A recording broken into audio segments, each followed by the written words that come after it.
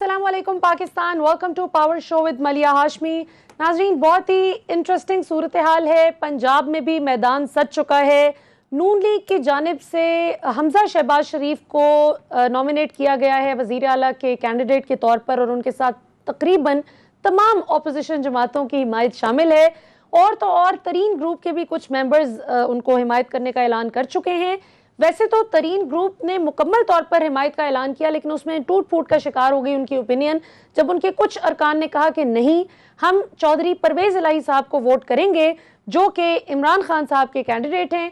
सो देखते हैं कि कल क्या होता है। चौधरी परवेज इलाही साहब ने पिछले 3-4 दिन में बहुत ही एक्सटेंसिव होमवर्क किया, इस हवाले से लॉबिंग की, और बताया जा रहा है कि नून लीग वहां पर कुछ परेशान है कि पंजाब में क्या बनता है। अलबत्ता जो वफाक में सूरत हाल है, नंबर गेम तो बिल्कुल भी हुकूमत के हक में नहीं है। नंबर गेम अगर देखी जाए तो इमरान खान साहब का कल वजीर आज़म रहना मुश्किल लगता है, मुमकिन नहीं लगता। लेकिन इमरान खान साहब बहुत कॉन्फिडेंट दिखाई देते हैं, और आज उन्होंने अब से कुछ देर कबल एक तकरीब में खिताब करते हुए कहा कि मुझे तो कल से ही पैगामात मौसूल हो रहे हैं। नून लीग के कुछ मेंबर्स मुझे रीच आउट कर रहे हैं, राब्ता कर रहे हैं कि हमारे तो घरों में रहना हमसे मुश्किल हो गया है, कि हमारे बीवी बच्चे तक एहतजाज कर रहे हैं कि आप इस मुल्क दुश्मन साजिश का हिस्सा ना बने। सो आज वज़ीर आज़म इमरान खान साहब ने जो कौम से क्वेश्चन आर करते हैं वो ऑफ एंड ऑन करते रहे हैं अपने 3.5 साल टेन्योर में, उसमें उन्होंने आज बहुत ही हार्ट टू हार्ट क्वेश्चंस भी आए अवाम की जानिब से, उन्होंने जवाबात भी दिए। ओवरसीज़ पाकिस्तानीज़ की बहुत कॉल्स आई जिसमें उन्होंने कहा कि हमने बहुत दिल से एक उम्मीद पैदा की थी कि शायद पाकिस्तान बेहतर हो सकता है, लेकिन अगर आपको इस साजिश का शिकार बनाकर घर भेज दिया जाता है तो हम क्या करेंगे? क्या वही लोग दोबारा से हम पर मुसल्लत हो जाएंगे जो हमें भिखारी कह रहे हैं? ऐसे में इमरान खान साहब ने कहा कि आप फिक्र मत कीजिए, कप्तान का हर सिचुएशन के लिए एक प्लान होता है। मेरा आज के लिए भी, यानी कल के मुकाबले के लिए भी आज मैंने प्लान बना रखा है। पहले हुकूमत की नाज़रीन स्ट्रेटजी जो सुनने में आ रही थी वो ये थी कि हुकूमती अरकान में से कोई भी पार्लियामेंट नहीं जाएगा वोट ऑफ नो कॉन्फिडेंस के दिन, लेकिन आज उनकी स्ट्रेटजी चेंज हो गई है। इमरान खान साहब ने अपनी स्ट्रेटजी बदल ली है। अब हुकूमती अरकान और उनके इत्तेहादी सब के सब जाएंगे कल पार्लियामेंट में वोट ऑफ नो कॉन्फिडेंस जब होगा। सो देखते हैं कि क्या होता है। वहीं शहबाज शरीफ साहब ने आज एक शिकवा किया अपनी प्रेस कॉन्फ्रेंस में, उन्होंने कहा कि ये इमरान खान मुझ पर ऐसे ही बात करते हैं, और ये कुछ मीडिया पर भी उन्होंने तंज किया, चोट की कि ये कुछ मीडिया के हमारे कार फरमाओं ने भी मेरी बात को, जो मैंने कहा कि बेगर्स कांट बी चूजर्स, यानी जो भिखारी होते हैं वो अपने फैसले खुद नहीं कर सकते, ये बात मैंने अमेरिका के तनाजुर में थोड़ी की थी। मैंने तो ये वैसे ही बात की थी, मैंने तो कहा था कि मुल्क को खुददारी के साथ जीना चाहिए। सो ये बहरहाल किस हद तक अवाम को शहबाज शरीफ साहब, इमरान खान साहब और तमाम लीडर्स कन्विंस कर पा रहे हैं, ये तो बहरहाल हम फैसला अवाम पर छोड़ते हैं। मेरे साथ इस वक्त स्टूडियोज़ में मौजूद हैं ज़मीर हैदर साहब, पाकिस्तान के मायना तज्ज़िया निगार हैं। ज़मीर साहब, Khyber Pakhtunkhwa local bodies elections हमने देखा फ़ेज़ 2, उसमें पाकिस्तान तहरीक इंसाफ ने वॉश आउट कर दिया है तमाम अपोजिशन जमातों को। इमरान खान साहब ने आज इसी का रेफरेंस देते हुए अपनी गुफ्तगू में कहा कि ये वो आवाज़ है जो उठ गई है अवाम में, और अब आप देखेंगे कि आइंदा भी हम इनको शिकस्त देंगे। तो क्या वाकई ये इमरान खान साहब की आज़ादाना खारजा पॉलिसी को वोट पड़ा है? देखें, बिल्कुल एक तो ये कि जो अमर बिल मारूफ जलसा था ना मलिया, उसका बहुत फ़र्क पड़ा है यकीनन, और उसमें देखा भी गया था कि केपी से बहुत लोग आए थे। और फिर आज़ादाना जो पॉलिसी है उस पर जिस तरह प्राइम मिनिस्टर का आज भी ज़ोर था, और यही महकूमियत, और जब उन्होंने केपी के रिजल्ट्स का बताया उसमें मेरा ख्याल है कि यकीनन अब जो सेकंड फेज़ में है पीटीआई दोबारा सामने उभरी है ज़्यादा नंबर्स लेकर, लेकिन फिर भी जेयूआईएफ और एएनपी अभी भी सेकंड और थर्ड टियर पे वहां पे हैं केपी में। और देख, आपको अगर याद हो कि केपी का जो पहला जो फेज था फेज 1 के, उसमें तकरीबन जेयूआई फेज स्वीप कर गई हुई थी। ये बात मैं मानने के लिए तैयार हूं कि ये हजारा डिवीजन में जहां पे पीएमएलएन को समझा जाता था बहुत स्ट्रांग होल्ड है, लेकिन उसको यकीनन जो है शिकस्त हुई है। पीपल्स पार्टी पहले भी वहां पे इतनी मौजूद नहीं थी, पिछले काफ़ी अरसे से। और मैं नहीं ये I won't by this argument कि जी पीपल्स पार्टी बिल्कुल वाइप आउट हो गई है, क्योंकि पीपल्स पार्टी वहां पे एज सच उतना एग्जिस्ट ही नहीं करती थी। हाँ, कभी थी नहीं, ठीक है। लेकिन मेरी एक जो है ना, प्राइम मिनिस्टर का कॉन्फिडेंस किस लेवल पे है, किसके बिहाफ पे है, कौन सा कार्ड है उनके पास, ये अब हमें तो नहीं मालूम, लेकिन जितने वो कॉन्फिडेंट हैं उसके साथ वो दोबारा पूरी कौम को और खासतौर पर नौजवानों को एहतजाज का क्यों कह रहे हैं, जो मुझे आज कुछ इतना समझ नहीं आया। उसकी वजह यह थी कि कौम ने मैं खुद जाती तौर पर मैं ये समझता हूं कि मैंने जो अपनी होश में दो बड़े गैदरिंग्स देखी हैं, उसमें एक थी बेनजीर भुट्टो का पाकिस्तान वापस आना 1986 में। वो मैंने आई विटनेस किया हुआ, क्योंकि मैं गवर्नमेंट कॉलेज लाहौर में मैं उस वक्त पढ़ता था और मैं न्यू हॉस्टल में रहता था, और मैंने उसकी छत से देखा हुआ है, क्योंकि वो जिस तरह एयरपोर्ट से चले और फिर उसके बाद मैं उतर के माल रोड की तरफ भी गया और एक आदम था। और उसके बाद फिर मैंने यकीनन, इसमें कोई दो राय नहीं है कि अमर बिल मारूफ जो है इन तीनों बड़ी जमातों के मुकाबले में अमर बिल मारूफ जलसा जो है वो बहुत बड़ा था, और अभी बहुत से लोग नहीं पहुंच सके थे। तो वो एक हवा की तब्दीली आवाम में तो नजर आती है। लेकिन मलिया, वेरी सॉरी टू से, जिस तरह आपने भी कहा कि मैदान जो है वो पार्लियामेंट के अंदर लगना है, मुकाबला 342 लोगों के दरमियान होना है। It's not about people outside parliament. So it's only about parliament. हाँ, लोग अपने लोगों को इस जंग के बाद किस तरह देखेंगे, अपने नुमाइंदों को जिन्होंने लेफ्ट या राइट जहां पे भी वो जाते हैं, उसके बाद वो एक है। लेकिन आज बड़ी दिलचस्प बातें फिर शेख रशीद साहब ने भी की। उन्होंने फिर कह दिया कि जनाब मैं उनको कहता हूं कि फौरी तौर पर इलेक्शन करवाए जाएं, और मैं आज रात के बाद वजीरे दाखिला नहीं रहूंगा। फिर शेख रशीद साहब ने मतलब ये भी मानते हैं कि जी कप्तान जो है वो सुर्खरू होगा, जीतेगा। तो बड़ी कंफ्यूजन है, मतलब चीजें जो हैं वो फ्लूइड हैं। लेकिन फिर एक चीज और मैं सोचता हूं मलिहा जी, कि इस नहज तक क्या सिर्फ और सिर्फ वाकई फॉरेन कंपोनेंट ही है, गैर मुल्की साजिश ही है, या कुछ शायद गलतियां या कोताहियां हमारे वजीर आजम खान साहब से भी होती नहीं है? तो ये सवालात हैं बहुत सारे। अगर पिछले 2-2.5 साल से कहा जा रहा था कि जी उस्मान बुज़दार साहब को बदल दो, नई वसीम अकरम प्लस है भाई, अब बदला है, लोग ये भी पूछते हैं कि भाई ये फिर अब क्यों तब्दीली आई? फिर बहुत सारी ऐसी चीजें हैं जो नाराज अरकान है, जो जहांगीर खान तरीन के पीछे क्यों गए? जहांगीर खान तरीन को किसने दूर किया इनसे? सही। अलीम खान को किसने दूर किया, जो इनके साथ खड़े हुए थे, जो इनके साथ चले थे? बहुत आपका दुरुस्त नुक्ता है ये बात, इसमें कोई शक नहीं है। लेकिन अब देखें कि ये भी बड़ा दिलचस्प नुक्ता होगा। हमें एडवोकेट अजहर सिद्दीक साहब ने भी ज्वाइन कर लिया, पाकिस्तान के मायानाज माहिर कानून है, सुप्रीम कोर्ट लॉयर हैं, किसी तारुफ के मोहताज नहीं। अजहर सिद्दीक साहब के पास जाने से पहले मैं ज़रा, एक बड़ी इंटरेस्टिंग बात है कि जहांगीर तरीन साहब की बहुत सी तकारीर मौजूद हैं जिन्होंने पीटीआई के कंटेनर से लेकर हर जगह की, जिसमें शहबाज शरीफ, नवाज शरीफ, जरदारी, फजल रहमान, इन सबको तनकीद का निशाना बनाया। सो आज ये भी फिर देखने की बात है कि जहां इमरान खान साहब पर हम तनकीद करते हैं कि आपने जहांगीर तरीन को वैल्यू नहीं किया, जिस तरीके से उनकी खिदमात आप हासिल कर सकते थे डिसीजन मेकिंग में, जिन जगहों पर उनकी एक्सपर्टीज थी, जिस तरह एग्रीकल्चर वगैरह, वहां पे आप उनकी इनपुट ले सकते थे, वहां पर आपने नहीं लिया।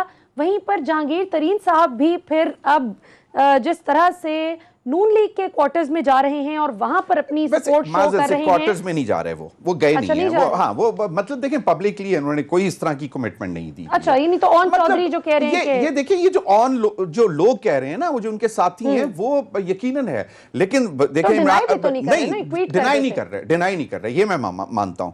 लेकिन फिर अगेन बात ये है कि आज आप उनको 3 साल बाद उनको नहीं ब्लेम कर सकती हैं, 2 साल बाद, 2.5 साल बाद।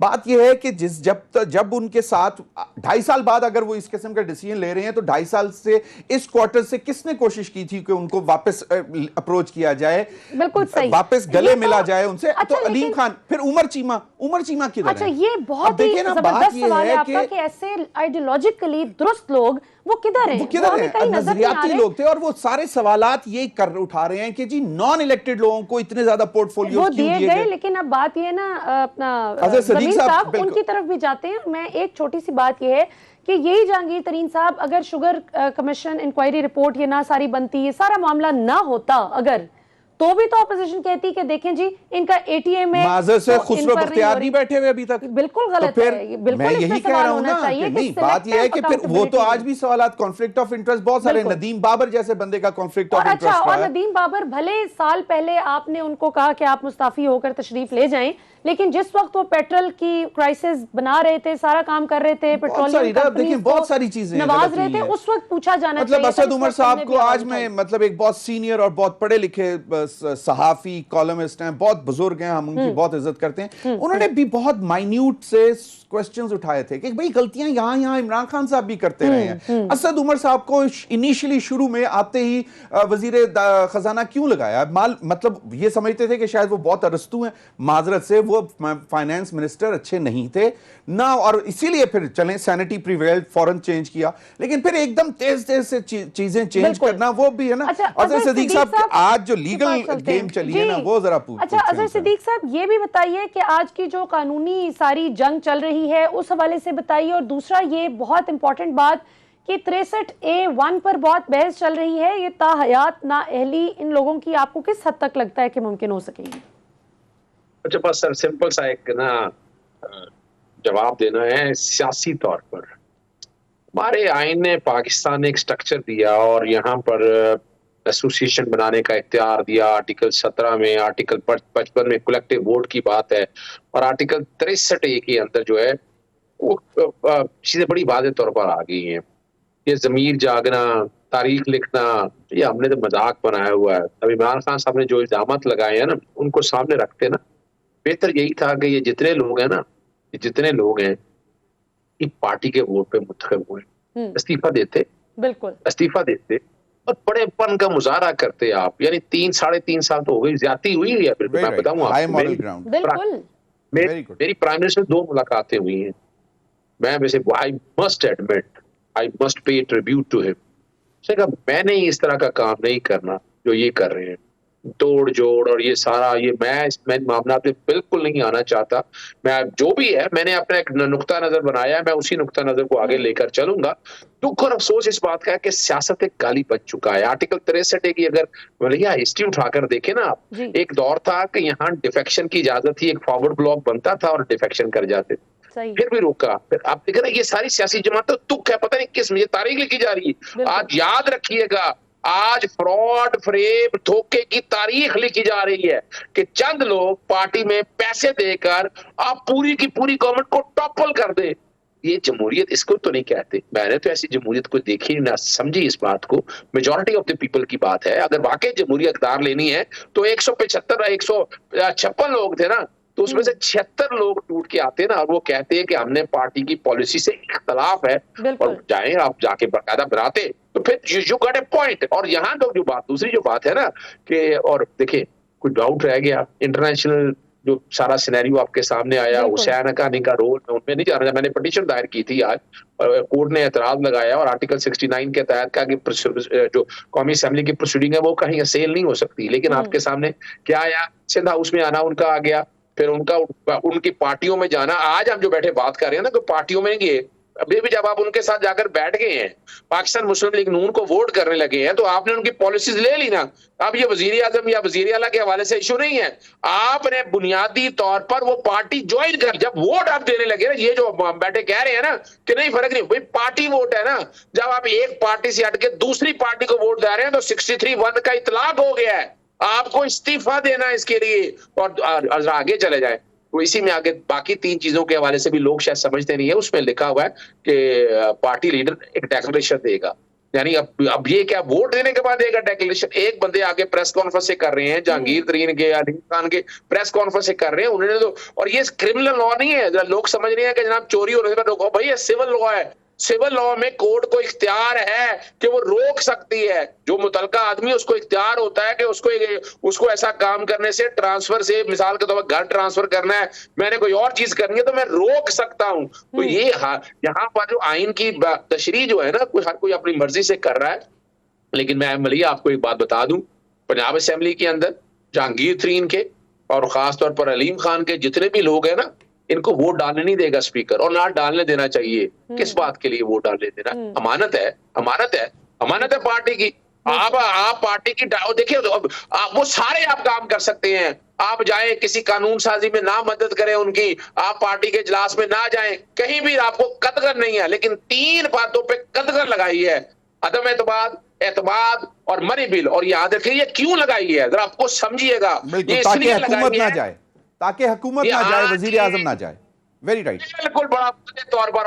और एक और बात है सर जमीर साहब, एक और बात जी है, जी, एक बजट से पूरा साल आपका काम चल रहा है, तो ये भी बिल्कुल। रोका है कि बजट में नहीं जाना। ये जमहूरी रवायात और आईनी रवायात तो हाई मॉरल स्टैंडर्ड को सामने बिल्कुल। रखते हुए आइन की इंटरप्रिटेशन खुदारा इस तरह नहीं थी ना, जुल्फकार अली भुट्टो ने ऐसा आइन दिया था एक कंसेंसस के साथ जब आइन था।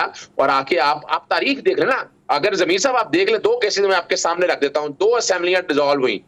एक मोहतरमा बेनजीर की बहाल नहीं हुई, नवाज शरीफ की हुई तो बहाल हो गई, आपके सामने की बात। उसमें क्या था, डिफेक्शन थी, उसमें चोरी मार। और क्या था, सुप्रीम कोर्ट ने कहा कि लफ्ज बड़े वादे तौर पर कहे उस वक्त, आपको पता है ब्राइब और कैंसर का लफ्ज इस्तेमाल हुआ यहां तक। तो हम तो बात बड़ी सिंपल सी कर रहे हैं कि आ जाए, आपको शौक है ना, जाए इस्तीफे जाकर। सर आज जो पिटीशन गई थी सर, उसके मुतालिक भी कुछ बता दें कि क्या हुआ, वजह क्या हुई? सब आपने बहुत जबरदस्त देखिए, बहुत से लोगों को इस पे एतराज रहता है इस मामले में बड़ा वादे तौर पर।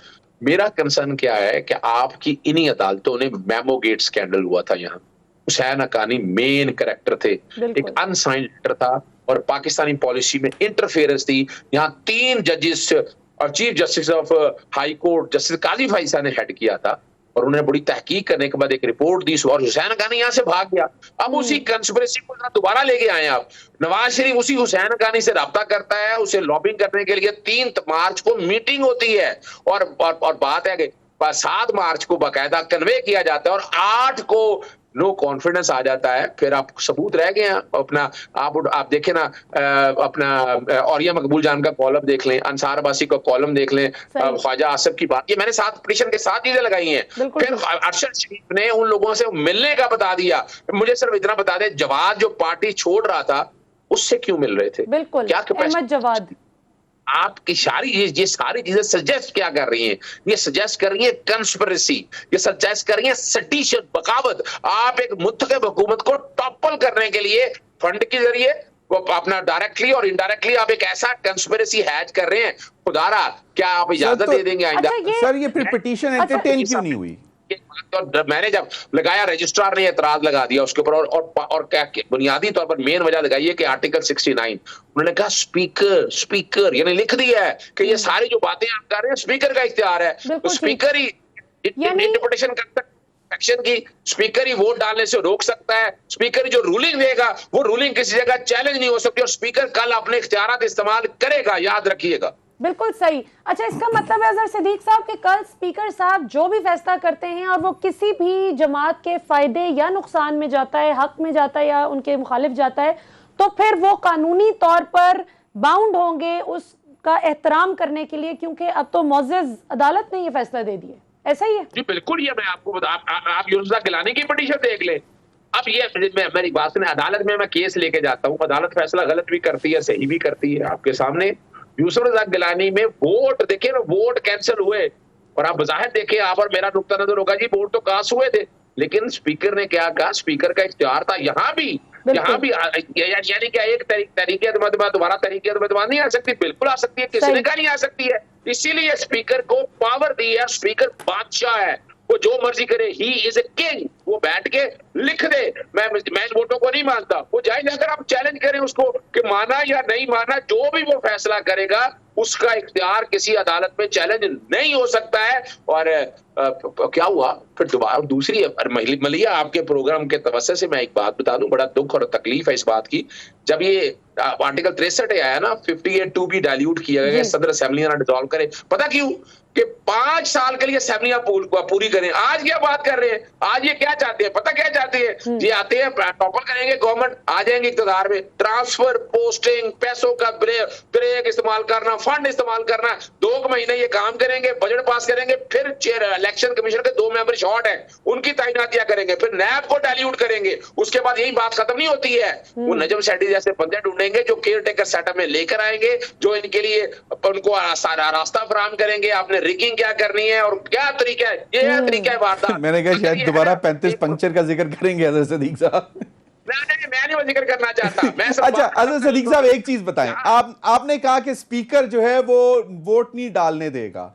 अब ये जो आपकी जो पिटीशन गई है वो तो सेडिशन, मतलब इसमें 124A की मेरे ख्याल में शायद बात होती है कि तो वो उस पे तो स्पीकर नहीं रूलिंग दे सकता ना, स्पीकर तो सिर्फ डिफेक्शन के हवाले से 163A के हवाले से सिर्फ रूलिंग दे सकता है। ना मैं बता देता हूं, मैंने वहां बुनियादी तौर पर एक कमीशन बनाने की बात की है, कमीशन इस कॉन्टेक्स्ट में बनाने की बात की है कि एक कंस्पिरेसी हो रही है, इस कंस्पिरेसी के हवाले से एक कमीशन तश्कील दिया जाए और जब तक ये फैसला नहीं होता आर्टिकल 63A की प्रोसीडिंग रोक दी जाए। यानी आप अंदाजा लगाएं, एक डेमोक्रेटिक इलेक्टेड गवर्नमेंट को अगर आपको इतना शौक है, हाँ इसमें कोई शक नहीं है, आप कोलिशन पार्टनर मिला लें, कोई एतराज नहीं है, लेकिन कोलिशन पार्टनर मिलाने से पहले आपने क्या और दूसरा देखिएगा ना, कोलिशन पार्टनर को आप क्या मिला रहे हैं, आप उनको लालच दे रहे हैं। क्या लालच दे रहे हैं? तुम्हें गवर्नर बना देंगे, तुम्हें 3 वजारतें दे देंगे जनाब, तुम्हारी वजह से कानून, ये और क्या बात रह गई है। ये कभी भी ये बैड इंटेंशन है। गुड इंटेंशन में अगर आप करें कि मुल्क की तामीराती का सरगर्मी के लिए कोई काम आप करें तो फिर समझ आती है, लेकिन मैं नहीं समझता यही हाई मॉरल स्टैंडर्ड है जो आप आने वाले दिनों में इंशाल्लाह इस पर इतलाक होगा, अमल होगा। और कल का दिन याद रखिएगा, मैं फिर बात में 3 ऑप्शन है, मुझे पता है वो 3 ऑप्शन क्या है, कौन सी ऑप्शन एक्सरसाइज होती है, ये प्राइम मिनिस्टर को करने दें। अच्छा, यानी आप सस्पेंस ब्रेक नहीं करना चाह रहे? नहीं मलिया, देखिए बात सिर्फ इतनी है, अपना lot of discussion took place. मैं ये बात को कहूं, यानी मुख्तलिफ चीजें हुई हैं, मेरी मुलाकात रही है, वो आप जो प्रिविलेज की बातें है ना, वो मुलाकातें रही हैं, प्रिविलेज में डिस्कशन हुई है, रोल डिस्कस हुआ है। अच्छा, और मैं एक चीज मैं पूछना चाह रहा था, छोटा सा, अभी जो मुनहरिफ अराकीन है, अब बस चंद घंटे रह गए हैं और अब फैसला हो जाएगा, तो बतौर माहिर कानून आप क्या समझते हैं कि मुनहरिफ अराकीन जो पीटीआई के इस वक्त इमरान खान के खिलाफ वोट डालने जा रहे हैं कल, क्या उनको कोई कानूनी खतरा है? क्या उनको ये डबल थॉट होनी चाहिए इस हवाले से? वो तो वाज़ेह तौर पर वैसे प्राइम मिनिस्टर ने भी कह दिया है। नहीं, प्राइम मिनिस्टर तो कहेंगे ना, ये माहिर कानून की रूलिंग ना, स्पीकर की रूलिंग है ना। नहीं, स्पीकर की तो रूलिंग है कि वो काउंट नहीं होगा, लेकिन तायात नाइली के हवाले से वो भी वापस पार्लियामेंट आएगी, वो भी चीज। अजहर सिद्दीक साहब, अच्छा मलिहा, आपने बड़ा जबरदस्त सवाल उठाया है। आपको वजह क्या है कि फर्ज करें वोट कास्ट हो जाता है और वो डिफेक्शन क्लॉज आती है, ये लोग कहते हैं डीसीट होना है, डीसीट नहीं होना, लफ्ज आर्टिकल 63 में डिस्क्वालिफिकेशन। और 62(1)(f) क्या है, जब अमानत में आप खयानत करते हैं तो उसकी सजा ताहियात नाअहली है, उसमें ये नहीं लिखा हुआ कितने साल की है। कोर्ट ने ये कहा कि आपने अमानत में खयानत की, और हमने मजाक, तौबा नौज़बिल्लाह, हमारे उलमा ने भी मजाक उड़ाया क्या क्या दो जहां हुजूर नबी करीम सल्लल्लाहु अलैहि वसल्लम की वो उसका मुकाबला कोई नहीं कर सकता। क्या आदमी को सच्चा नहीं होना चाहिए, क्या आदमी को अमीन नहीं होना चाहिए, ईमानदार नहीं होना चाहिए, वो पैरामीटर नहीं, उससे क्यों डर रहे हैं, भाग रहे हैं आप। और ये याद रखिएगा, मैं तो इसमें देख रहा हूं कि कम अज कम भी डिस्क्वालिफिकेशन जो आइन के अंदर वो 5 साल तो रखी गई है, मिनिमम 5 साल हो सकती है। और ऐसे केसेस के अंदर डिफेक्शन के इस नासूर को खत्म करने के लिए आपको इसकी डिस्क्वालिफिकेशन भी है। लेकिन वो अदालत ने उस दिन कह दिया था ना कि हम 163A को सेकुलेशन में नहीं देख सकते, हमें 162 जो F है, 1F जो भी है उसको उसके पैराहे में देखना पड़ेगा, और आप भी उसी की बात कर रहे हैं। लेकिन कल जो मलिहा का जो क्वेश्चन था, कल जो बेसिकली होगा, उनके वोट जो हैं वो काउंट नहीं किए जाएंगे, स्पीकर की रूलिंग होगी, और स्पीकर की रूलिंग जिस तरह आपने भी बताया is not questionable in any court of law.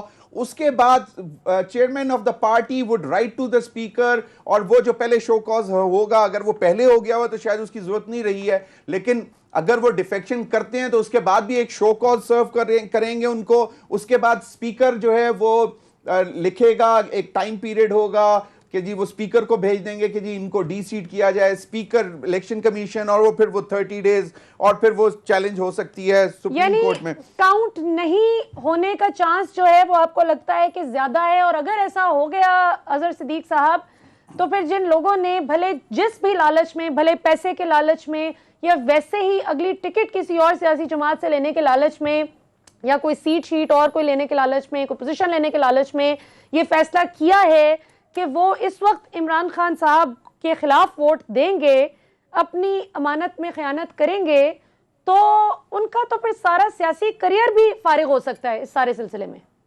देखिए, बात तो सच है। मैं बात बताऊंगा आपको मलिया, हमारे कॉन्स्टिट्यूशन में नॉर्म्स जो है ना, वो हम सोसाइटल वैल्यू, हम सोशल कॉन्ट्रैक्ट है ना आईने पाकिस्तान।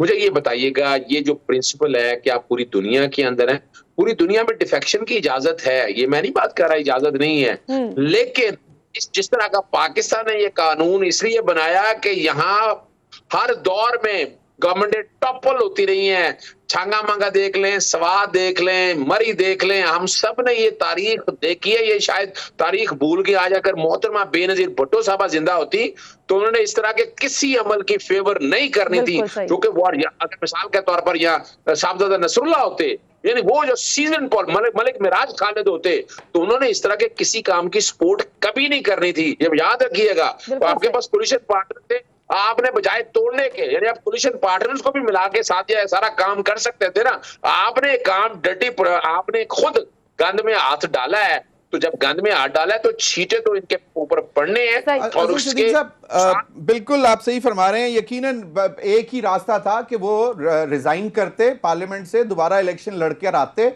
और इंडिपेंडेंट आते या किसी भी पार्टी, लेकिन पीटीआई की टिकट पे वो फिर दोबारा न लड़के आते और फिर जो मर्जी करते। बेसिक वही है, मोरालिटी का क्वेश्चन है, जहां पे आपने सारी बातें की और जितने लीडर्स का आपने नाम लिया वो भी मोरालिटी पे यकीन रखते थे, और शायद इस वजह से वो अगर आज होते तो वो इस खेल का हिस्सा ना बनते। हैविंग सेड दैट, ऑपोजिशन का एक राइट तो है अपना कि जी ठीक है, वोट ऑफ नो कॉन्फिडेंस लेकर आए, और जो पार्टीज हैं, चाहे वो अलाइड पार्टीज हैं, उनका भी अपना एक राइट है कि वो अगर समझते हैं कि उनके साथ अच्छा सलूक नहीं रहा तो वो मूव कर सकते हैं, क्योंकि उनके ऊपर तो डिफेक्शन क्लॉज नहीं लगती, उनकी एक अपना डिसीजन है। लेकिन मॉरल क्वेश्चन वहीं पे खड़ा रहता है जहां से आपने बात की थी कि मॉरल क्वेश्चन तो फिर वहीं पे आ जाता है कि आपको क्या ऑफर हो रही है, क्या नहीं हो रही।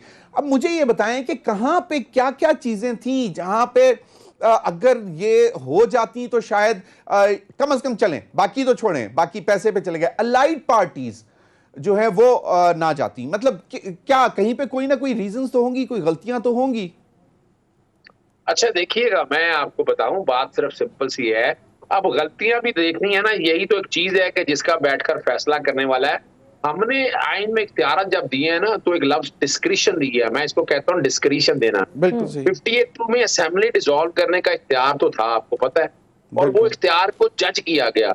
आपको असेंबली डिसॉल्व का यानी आपको उतारने का इख्तियार तो है, but there must be a reasoning. मैं एक बड़ी और बात करने लगा, ये पहली दफा मैं किसी चैनल पे बात करने लगा हूं कि आपने ये किसी वक्त, और ये मैं लेके आऊंगा, याद रखिएगा, अगर ये मैं आपके प्रोग्राम में ऐलान करने लगा, मैंने पिटीशन इसमें बना ली हुई है कि ये अगर गिरा देते हैं तो मैंने ये सवाल करना है वहां कोर्ट के अंदर कि what are the reason, what are the suggested reason, कि आपने ये वो बुनियादें थी, यानी मिसाल के तौर पर जिन बुनियादों पे आप लेकर आए, नो कॉन्फिडेंस है क्या, अदम एतमाद किस पे, रीजनिंग के ऊपर। आप इसको खाली नहीं पड़ेंगे आइसोलेशन में, आपको ये जस्टिफाई करना पड़ेगा, और ये मैं पॉइंट लेके जा रहा हूं कोर्ट के सामने कि जस्टिफाई करना पड़ेगा रीजनिंग के साथ, और उसको एस्टेब्लिश करना पड़ेगा। मिसाल के तौर पर आज ये आ जाते हैं, ले गए, तो मुझे ये बता दीजिएगा 1.5 साल में क्या इकोनॉमी ठीक कर लेंगे? क्या 1.5 साल में ये गुड गवर्नेंस बेहतर कर लेंगे? क्या कर्जे खत्म हो जाएंगे? Answer is big no. तो ये इतना आसान काम नहीं है। ये कॉन्फिडेंस कहां इस्तेमाल होना है, याद रखिएगा, इसका भी मैं बता देता हूं। आर्टिकल 17 देता है, आर्टिकल 17 क्या कहता है? जब interest, security and defence of Pakistan, जब आप पाकिस्तान की सालमियत के खिलाफ करें, ये वोट ऑफ कॉन्फिडेंस आपका उसके साथ मिला के आपको पढ़ना पड़ेगा। ऐसे नहीं मुंह उठाया, मुझे इमरान खान का चेहरा अच्छा नजर नहीं आया या नवाज शरीफ का चेहरा अच्छा नजर नहीं आया, मैं उसको उठा के फेंक दूं, गवर्नमेंट उतार दूं, फिर तो आपकी जमहूरियत चल नहीं सकती। कि हाई स्टैंडर्ड की बातें हैं, या आपने मुझसे आप जो बुलवा लिया, जमीर साहब क्रेडिट टू यू, मैंने ये पॉइंट छुपा के रखा था, अगले हफ्ते में आना था, लेकिन आप पॉइंट मेरे मुंह से आपने आखिर निकाल ही लिया मेरे से। नहीं, आई एग्री कि ठीक है, there must be a valid reason, और उसमें वही सबसे बड़ी वही बनती हैं जो आर्टिकल 17 में लिखी हुई है कॉन्स्टिट्यूशन में। लेकिन अब भी मुझे बताएं कि बड़ी कोशिश थी कि जी ये जो ऑपोजिशन के जितने भी लोग हैं इनके ऊपर आर्टिकल 6 की कार्रवाई, कुछ चीज़ें इस्टेब्लिश हो गई कि जी 3 मार्च की हुसैन हक्कानी से मुलाकात है, Husain Haqqani has been labelled as a traitor, as a बिल्कुल आपका गद्दार डिक्लेयर हुआ है, उससे क्यों मिले? फिर एनडीएस के उससे क्यों मिले जो अफगान एजेंसी का बंदा था, और बहुत सारी चीज़ें, और पता नहीं कितनी मुलाकातें जो कि अभी हमें नहीं मालूम या हुई हैं या नहीं हुई हैं, जिनका जिक्र अभी खुलकर नहीं आया। तो इसके अच्छा, ये ब्रेक के बाद ब्रेक आते के हैं, बाद। इसमें जरा पूछते हैं, वैसे भी आर्टिकल 6 अब 1-2 दिन में तो नहीं लग सकता ना, इसमें भी उसका थोड़ा सा process है, होमवर्क और इस प्रोसेस process होता होता है, है। उस पे इस हवाले से जरा अजहर सिद्दीक साहब से वापस आके पूछते हैं। और एक और बड़ी दिलचस्प बात नाज़रीन ये है कि अगर बिलफर्ज इमरान खान साहब के खिलाफ ये तहरीक अदम एतमाद कामयाब हो भी जाती है, तो ये जितनी भी 14 अपोजिशन जमातें हैं, क्या ये सब मिलकर पाकिस्तान को गवर्न करने की पोजीशन में है? ये एक बहुत बड़ा सवालिया निशान है जो हर पाकिस्तानी इस वक्त सोच रहा है, क्योंकि जाहिर है कल अगर इमरान खान वजीर आजम नहीं रहते तो फिर हम अगली लीडरशिप से ये तवक्को तो रखेंगे कि वो पाकिस्तान को स्मूथली गवर्न करें, जबकि तारीख ये बताती है कि 2008 में सिर्फ पीपल्स पार्टी और नून लीग ही आपस में मिलकर चलने की जब उन्होंने कोशिश की तो महज 2 महीने चल सके थे, उससे ज्यादा नहीं चल सके। और अब तो बात है 14 ऑपोजिशन जमातों की जो कहती हैं कि बस सिर्फ इमरान खान अगर चले जाएं तो हम सारे मसाइल का हल निकाल लेंगे। वो कैसे निकालेंगे, इस पर बात करते हैं जरा after the break. Welcome back नाजरीन, बहुत ही इंटरेस्टिंग डिस्कशन चल रही है। बात यह है कि ऑपोजिशन अगरचे नंबर गेम में हमें आगे नजर आ रही है इमरान खान साहब से, दूसरी तरफ इमरान खान साहब बहुत कॉन्फिडेंट दिखाई दे रहे हैं। उनका कहना है कि जो फजलुर रहमान साहब सदारत के ख्वाब देख रहे हैं और शहबाज शरीफ साहब को अमेरिका बहुत पुश कर रहा है कि वो अगले वजीर आजम बन जाएं। अब से 2 मिनट कबल उन्होंने एक निजी टेलीविजन चैनल को इंटरव्यू देते हुए ये कहा कि शहबाज शरीफ को लाने की कोशिश की जा रही है। और अब से कुछ देर कबल उन्होंने एक तकरीब से खिताब करते हुए कहा कि अब मैं खुलकर नाम लेता हूं कि अमेरिका ये सब कुछ कर रहा है। वहीं अभी जो इंटरव्यू इमरान खान साहब का चल रहा है उसमें उन्होंने बात की कि अमेरिका जब अपनी बात आती है तो अपने तो जनरल्स को $4000 की या इससे ऊपर नीचे चोरी करने पर ही फारिग कर दिया जाता है। अपने तो अगर उनके कोई प्राइम मिनिस्टर, उनका अगर कोई प्रेसिडेंट चोरी करते हुए पकड़ा जाए या किसी मैल प्रैक्टिस में इन्वॉल्व हो तो उसको वो कबूल नहीं करते अपने लीडर के तौर पर कि हमारे मुल्क को लीड करे। तो यहाँ पर वो ऐसे लोगों को क्यों लाना चाह रहे हैं जो 4 अरब रुपए जिनके नौकरों के अकाउंट्स में से निकल रहे हैं, ऐसा कहना था वजीर आजम साहब का। ब्रेक से पहले अजहर सिद्दीक साहब ने एक बहुत ही दिलचस्प कानूनी नुक्ता उठाया कि कोई लॉजिकल और कानूनी तौर पर एक्सेप्टेबल तौजीह होनी चाहिए ऑपोजिशन के पास अदम एतमाद लाने के लिए। महज ये नहीं कि हमें फलां शख्स पसंद नहीं, नवाज शरीफ पसंद नहीं, इमरान खान पसंद नहीं, जरदारी पसंद नहीं, तो हम इनको निकाल दें। यहाँ पर अजहर सिद्दीक साहब आपके पास मैं एक सवाल लेके आना चाहूंगी। अगर आपको याद हो 31 तारीख को जो इजलास हुआ था उसमें यही तो कहा गया था स्पीकर साहब की जानिब से कि आप इस पर डिबेट कीजिए, आप इस पर बात कीजिए कि कोई नुक्ता है तो बताइए। उस पर डिबेट नहीं की गई थी फिर। अच्छा, यही तो बात है ना। देखिए, बड़ी सिंपल सी बात है। आपने, मैं यही कह रहा हूँ कि अपना जब तक आपको रीजनिंग नहीं होगे ना, वो क्यों भाग रही है डिबेट से। यानी मैं उम्मीद करता हूं कि कल आए, आकर असेंबली में ले डाउन करें, आप डिबेट बताएं, आप रीजनिंग बताएं, सपोर्टेड बाय एविडेंस, सपोर्टेड, यानी खाली हेयर से के ऊपर नहीं कि जनाब महंगाई हो गई है, जनाब ये हो गया। भाई आप अगर लॉजिकल बात करेंगे, महंगाई तो पूरी दुनिया में, पाकिस्तान को बहुत कंट्रोल किया, पाकिस्तान की इकोनॉमी पोजीशन बहुत है हुई। अपना अगर टैक्स कलेक्शन देखे वो बहुत इंप्रूव हुई है, पेट्रोलियम की प्रोडक्ट्स आज भी देख लें इंडिया से भी नीचे है यहाँ। यानी अब मुझे तो लॉजिक बतानी है ना आपने। और अब दूसरी बात है, वफाकी हुकूमत की बात होनी है, लॉ एंड ऑर्डर का कोई ताल्लुक नहीं है, महंगाई का वफाकी हुकूमत से कोई ताल्लुक नहीं है। पेट्रोलियम की कीमतें वो जहां तक है ओगरा ने फिक्स कर रही है, बिजली की कीमतें नेपरा ने फिक्स कर रही है, बाकी जितने भी काम है आपको पता है कोई फाइनेंस कमीशन बन चुका हुआ है, national finance commission. National finance commission ने आगे पैसे देने हैं प्रोविंशियल फाइनेंस कमीशन को।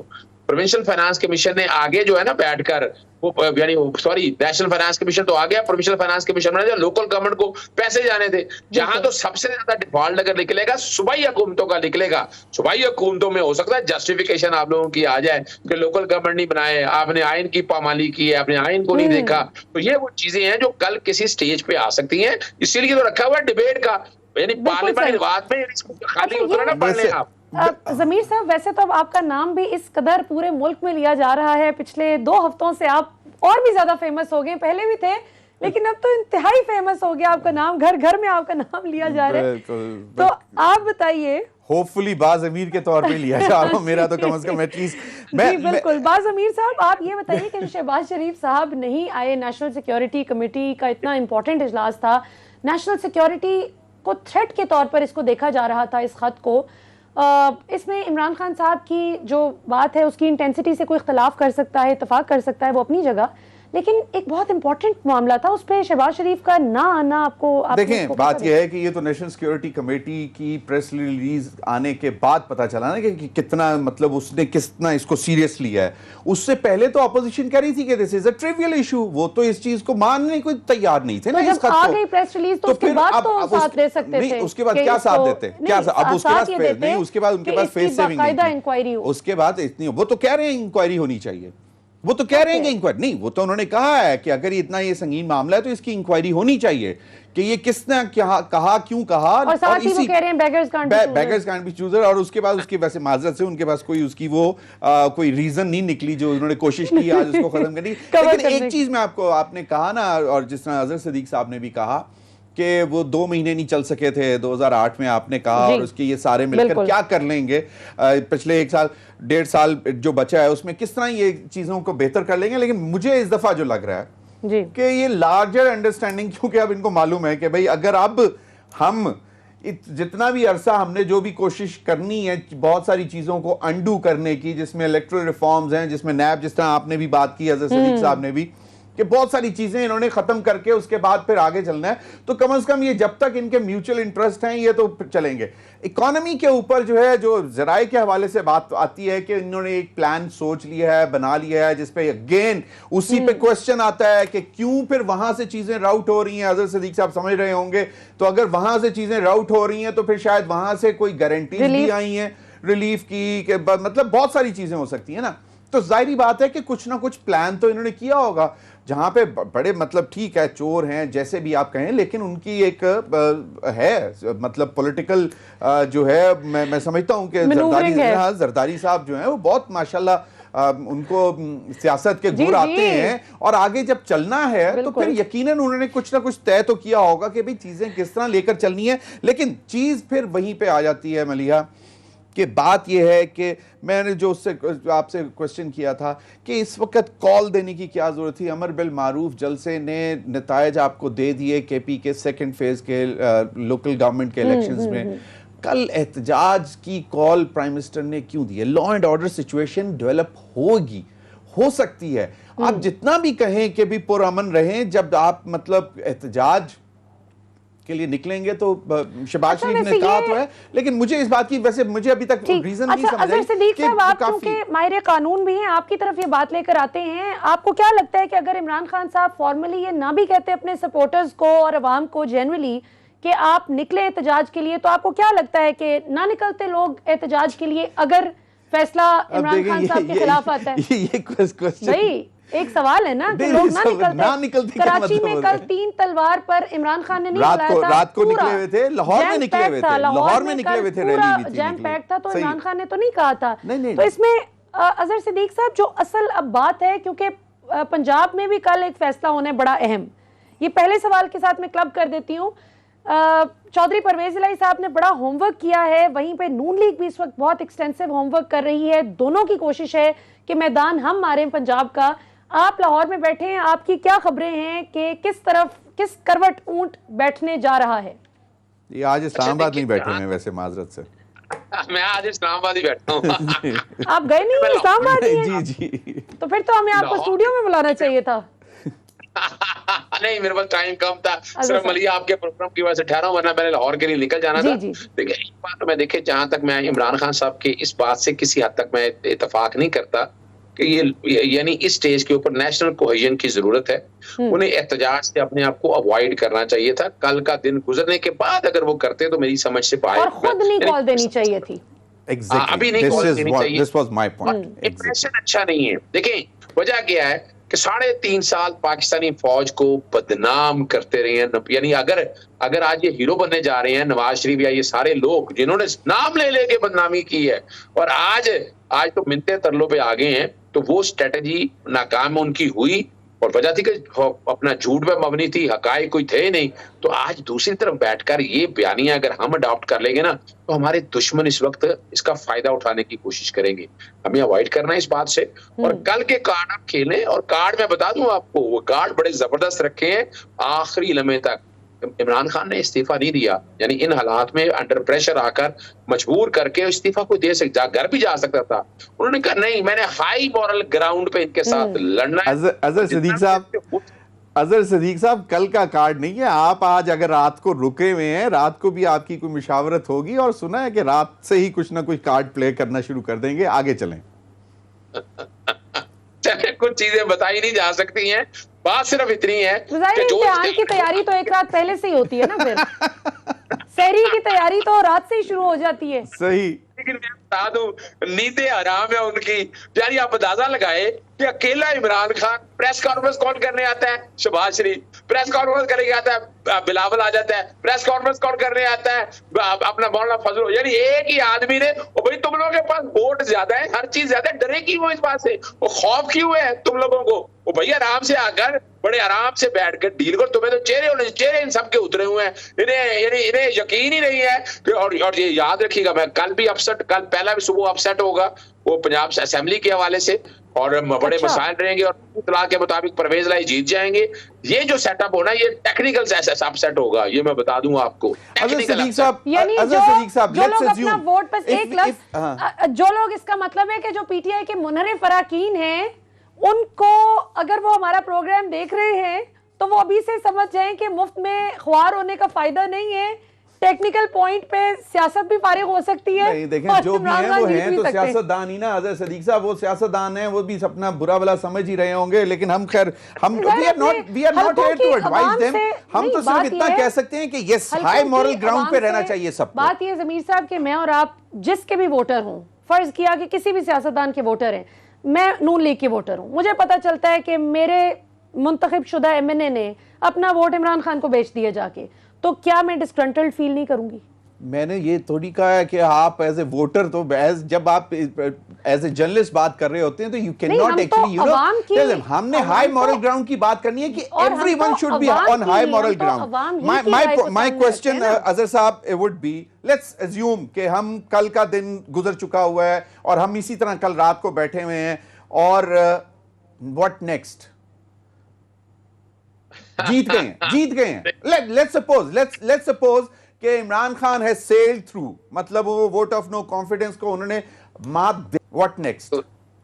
देखिए, इमरान खान साहब ऐसी लूली लगनी असेंबलियों में मजीद वक्त नहीं गुजारना चाहेंगे। अल्टीमेट एक्शन उनका असेंबली डिसॉल्व करने का होगा, नए इलेक्शन की तरफ जाने का होगा, और वो चाहेंगे आफ्टर बजट, बिफोर बजट।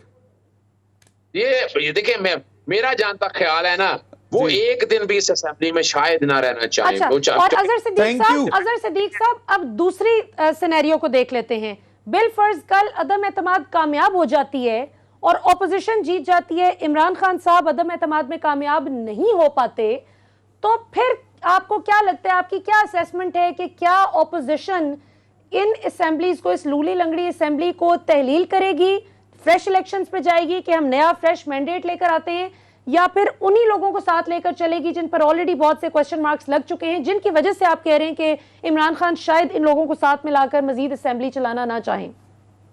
अच्छा, एक बात ज़हन में रख लीजिएगा, अपोजिशन कभी भी असेंबलियां का वक्त पूरा नहीं होने देंगी, ये मार्क माई वर्ड। ठीक है, उन्होंने ये बजट गुजारना है, और जो मैंने 3 बातें बता दी हैं, मैं फिर दोहरा देता हूं आपको। एक तो बात है कि कल फर्ज करें तहरीक अदम एतमाद कामयाब हो जाती है, तो आर्टिकल 94 के तहत जो prime minister and he would continue to hold his office till new incumbent and joins the office, और वो उस प्रोसेस से गुजर के आ जाते हैं। वहां भी इशू है मेजॉरिटी का। कल With all discretions, would he continue with all discretions? Yes, of course. Until new incumbent has joined the office, Article 94 यही कहता है। Okay, और ठीक। आर्टिकल 58 के तहत क्या होगा, अगर मेजोरिटी कोई और ना ले सके, तो president has the power to dissolve the assemblies. अब इससे आगे चले आप, तो फर्ज करें ये सारे हालात हैं, नया प्राइम मिनिस्टर भी आ जाता है, तो उन्होंने क्या करना है? ट्रांसफर पोस्टिंग मैंने आपको सारी बता वो दी है। बिल्कुल उन्होंने कुछ काम करने नैब को हैं, खत्म करना, इलेक्टोरल रिफॉर्म्स सेहत को कार्ड अंडू खत्म करना है। इस तरह की सारी नहीं, वो नहीं, बता सर, चुके हैं, नहीं, वो बता रहे हैं। इलेक्शन नहीं, कमीशन मैं- लगाना, इलेक्शन कमीशन की तैनातियां करना, ये अपना कई कवानीन करना, कुछ लोगों को फंड देना, बजट देना, नहीं, ऐसा इकबाल साहब की कल की ट्वीट ऑन रिकॉर्ड मौजूद है कि हम तमाम जितने भी डिसीजंस लिए गए हैं, जितने प्रोजेक्ट शुरू किए गए हैं, हमें जो ठीक नहीं लगेंगे हम उनको देखेंगे, रिवर्स भी कर देंगे। ये तो बेवकूफी Officially करेंगे कह वैसे चुके। सेहत कार्ड को, अगर वो मतलब ठीक है नाम चेंज कर देंगे बाद में वो व्हाटएवर, लेकिन अगर उसको खत्म करेंगे तो इतनी दुनिया ने उससे फायदा उठाया है। This is one thing which I have always praised कि और जी ये जो besides सेहत NAB कार्ड भी- है, मतलब सेहत card no doubt it is मतलब बिल्कुल। और wonder, दूसरा no जमीर doubt। साहब, नैब भी देखें, नैब की प्रोसिक्यूशन Of के course, तरीकेकार से हमें इख्तिलाफ या वो इत्तेफाक तो हो जिस तरह सकता अजहर है। साहब ने कहा है कि वो तो करनी ही करनी है, उन्होंने इलेक्टोरल रिफॉर्म्स जो हैं उनको अंडू करना है, उन्होंने नैब रिफॉर्म्स को अंडू करना है। हो सकता है लेकिन- नैब को बिल्कुल ही टूथलेस कर अच्छा दें। अजहर सदीक साहब, ये बताइए कि अगर फर्ज किया है, जिस तरह जमीर साहब भी बात कर रहे हैं और आपने पहले बात की कि इलेक्शन रिफॉर्म, जो इलेक्टोरल रिफॉर्म्स की बात होती है कि इलेक्शन के प्रोसेस को शफाफ बनाया जाए, इलेक्ट्रॉनिक वोटिंग मशीन को इंट्रोड्यूस करवाया जाए सिस्टम में, इस हवाले से हमने देखा कि ऑपोजिशन की तमाम जमातें इख्तलाफ करती रही, सिर्फ इमरान खान इसके हामी हमें नजर आए। तो अगर ऑपोजिशन जमातें आके इसके इख्तलाफ करती हैं, इसको रोल बैक करने की कोशिश करती हैं, तो ये तो इलेक्टोरल प्रोसेस कम ट्रांसपेरेंट करने की कोशिश नहीं होगी? याद रखिएगा मलिया, ये पुराने खिलाड़ियों का काम है इसी तरह ही कि इलेक्शन को मैनूवर करने का। इमरान पे तो इल्जाम आता रहा ना, इमरान का वोट बैंक इतना ना होता तो इतने लोग बाहर ना निकलते। नो, मार्क माय वर्ड, ये आकर इलेक्शन के प्रोसेस में से इलेक्ट्रॉनिक वोटिंग मशीन, ओवरसीज, ये सारा खत्म कर देंगे। वैसे वजह क्या है? अजहर सदीक साहब, माजरत से अभी तक तो इलेक्शन कमीशन भी कह चुका हुआ है कि वी कैन नॉट अपने कहते हैं अगले इलेक्शन पुराने इलेक्टोरल उस पे ही होगा जी सिस्टम पर। नाज़रीन, यहाँ पर प्रोग्राम का वक्त खत्म हो गया। दिलचस्प डिस्कशन रही, देखते हैं कल क्या होता है। दुआ यही है कि अल्लाह ताला पाकिस्तान को शाद आबाद रखें, और जो पाकिस्तान से मुखलिस है अल्लाह ताला उसको मजीद तरक्की दें, और जो पाकिस्तान के लिए बदनीयती रखता है अल्लाह ताला उसको हिदायत भी दें, और कभी भी मज़मूम मज़ाइम में कामयाब ना होने दें। आमीन। पाकिस्तान जिंदाबाद।